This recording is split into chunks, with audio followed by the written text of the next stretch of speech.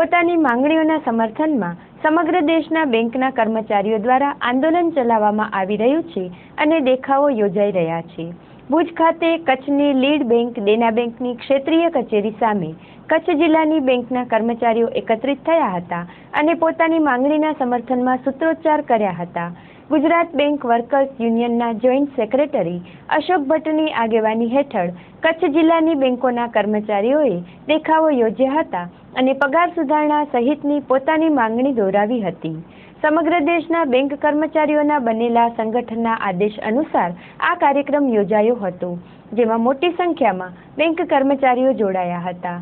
જો આગામી સમયમાં બેંકના કર્મચારીઓના પડતર પ્રશ્નો અંગે કોઈ સમાધાન ન સર્જાય તો હડતાલ પર જવાની પણ કર્મચારીઓએ તૈયારી દર્શાવી હતી।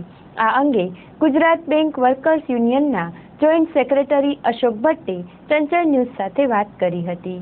આજે આવતીકાલે અમારે યુનાઇટેડ ફોરમ ઓફ બેંક યુનિયનનો એક આદેશ છે, એ મુજબ આવતીકાલે અમારી એક મિટિંગ પણ છે સેટલમેન્ટ માટેની, પગાર સુધારણાની।